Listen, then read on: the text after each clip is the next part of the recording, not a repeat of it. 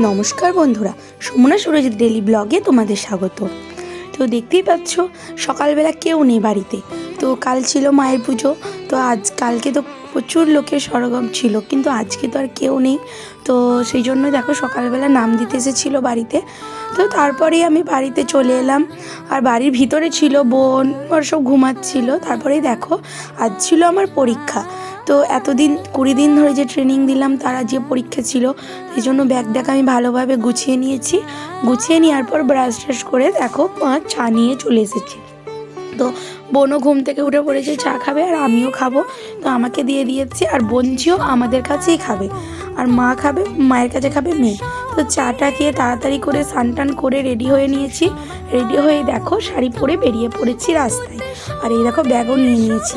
তো আজকে পরীক্ষা ছিল প্রায় 9:30টার সময়, ওখানে যে চলে যেতে হবে, তারপর 9:30 থেকে পরীক্ষা, তাহলে আমাকে সকাল সকাল যেতে হবে।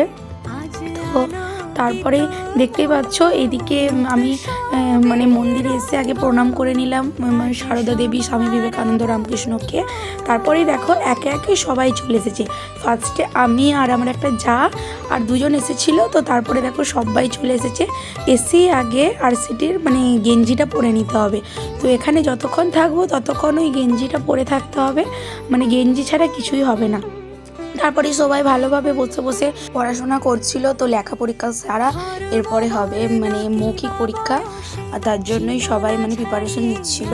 তো বসে বসে আর কয়েকজন করে 3জন করে যাচ্ছে পরীক্ষা দিতে। তো আবার তারা আসছে, তারাও এসে এসে বলছে কি বলছে না বলছে, মানে পরীক্ষাতে কি ধরছে না ধরছে, তো সেগুলোই বলছিল।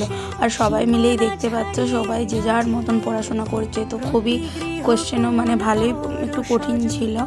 তো চলো এরপরে প্রায় 2টা বেজে গেছে। তো এরপরে চলে এসেছে খাবার। তো সেই জন্যই আমরা সবাই মিলে খেতে বসে পড়েছি। আর হোটেল থেকে খাবার এসেছিলো ভাত, পোস্ত, শাক ঘন্ট, ডাল, মাংস আর চাটনিটা পরে এসেছিলো। তো চলো আমরা তাড়াতাড়ি করে এরপরে খেয়ে নিই। তো খাবার পর আবার প্র্যাকটিক্যাল পরীক্ষা আছে। তো মৌখিক পরীক্ষা কমপ্লিট হয়ে গেছিলো খাবার আগেই। তো এরপরে দেখতে পাচ্ছ সবাই মিলে বসে পড়েছি বেড বাঁধতে। তো এটা হচ্ছে যে মানে প্র্যাকটিক্যাল পরীক্ষা। তো পরীক্ষা দিবার পর আরও যা জিজ্ঞাসা ছিল সমস্ত কিছু করে পরীক্ষার সমস্ত কমপ্লিট করে আমরা দেখো সবাই মিলে বেরিয়ে পড়েছি বাড়ির জন্য।